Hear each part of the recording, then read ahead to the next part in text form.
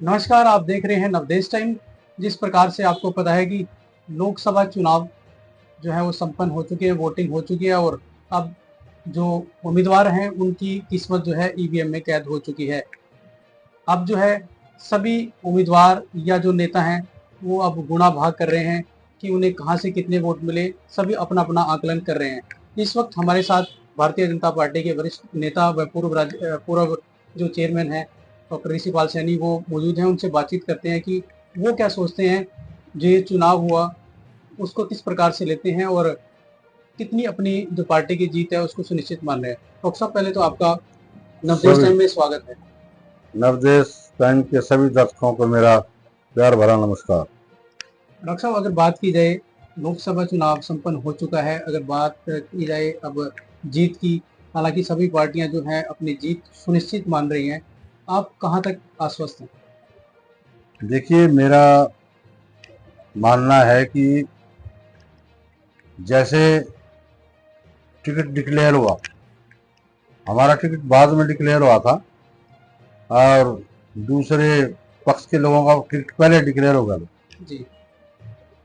लेकिन वो जैसे मराठा ना एक बार वो आया था यहाँ, वो सारी अपनी वोटें भी और वो सब कुछ वो साथ लिए फिरता था, वो रौला उतारते थे। भारतीय जनता पार्टी के पास एक मजबूत संगठन है और वो संगठन ऊपर से लेकर नीचे पन्ना प्रमुख तक है। तो हर पन्ने के ऊपर जो एक हमने प्रमुख बना रखा है, वहां तक हमारा संगठन है और उस संगठन के बलबूते पे जिस दिन 11 और 12 तारीख को हमने पूरे प्रदेश के अंदर डोर टू डोर किया, उस दिन जो है पूरी तरह से जो है एक तरफा हवा जो थी वो भारतीय जनता पार्टी के पक्ष में आ गई। अगर देखा जाए 10 साल से जो है मोदी सरकार सेंटर में रही है, तो कहीं ना कहीं एंटी कम्बेंसी भी देखने को मिली है। नहीं नहीं, भारतीय जनता पार्टी के पक्ष में ही हवा थी और माननीय नरेंद्र मोदी जी के नाम से आज भी वोट मिलता है और आगे भी मिलता रहेगा, क्योंकि उनके काम ही ऐसे हैं। उन्होंने जो काम किया, आयुष्मान जो था कार्ड, उसके जो हमने देखा गांव दर गांव, हमने जब पूछा लोगों से भी आप ने कहाँ इलाज कराया है, बोला जी मैंने फला हॉस्पिटल में इलाज कराया है, किसी ने आल मिट्टी में कराया है। मखा आपके पास इतने पैसे कहाँ से आए? बोले हमारे पास ये मोदी जी का कार्ड है और इससे हमने इलाज कराए हैं। बहुत लोगों को लाभ हुआ है इसका। तो जैसे विपक्ष लगातार ये आरोप लगाता रहा है कि मोदी सरकार अगर तीसरी बार आती है तो कहीं ना कहीं संविधान को और लोकतंत्र को खतरा हो सकता है, क्या कहेंगे इस पर? ये इनका मिथ्या झूठा प्रचार था। पढ़ा लिखा वर्ग है, वो आज भी मानता है कि उनको पता है कि बिना पर्ची और बिना खर्ची के हमें नौकरी मिली है और सब लोगों को राशन मिल रहा है, सबको आयुष्मान का लाभ मिला है, हर घर के अंदर सिलेंडर जा रहा है। तो ये जो सारे लाभ थे, इसकी वजह से जो है इनकी बात को माना नहीं गया। जैसे लगातार ये देश में देखने को मिला है, किसान आंदोलन था और किसान आंदोलन के बाद जिस प्रकार से किसानों के ऊपर लाठीचार्ज हुआ या किसान आंदोलन लंबा चला, तो कहीं ना कहीं ये भी माना जा रहा है कि जो किसान है वर्ग वो सरकार से खासा नाराज है। देखिए, किसान सही मायनों में जो असली किसान है वो खेत में रहता है और ये जो वहाँ लंबा जो इन्होंने साल 1.5 साल का वो धरना और प्रदर्शन किया है, उसके अंदर वो आम किसान नहीं, वो तो केवल मात्र जो है पेड़ लोग थे और वो पेड़ लोग ही वहाँ काम कर रहे थे। आप देखिए ना, हर सड़क इतना लंबा आंदोलन चलने के बाद भी आज तक जितने भी किसान आंदोलन हुए उनमें गोली चली है, चाहे वो बंसीलाल का राज रहा है, चाहे ओम प्रकाश चौटाला का राज रहा है, हुड्डा का राज है, हर बार किसानों के ऊपर गोलियां दागी गई। लेकिन भारतीय जनता पार्टी के राज के अंदर इतना लंबा 1.5 साल का आंदोलन चलने के बाद भी एक भी गोली नहीं चली।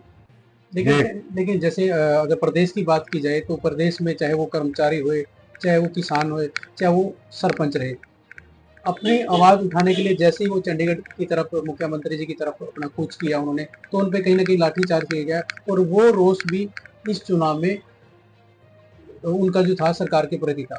क्या मानते हैं, क्या इसका भी कहीं ना कहीं नुकसान तो झेलना पड़ेगा? नहीं, मैं ये कहता हूँ कि मोस्टली सरपंच जो हैं वो हमारे साथ थे और उन्होंने जो है हमारे साथ मीटिंगें करके हमारे साथ भोजन पे भी रहे और वो पूरे हल्के के अंदर जो है एक एक सरपंच हमारे साथ।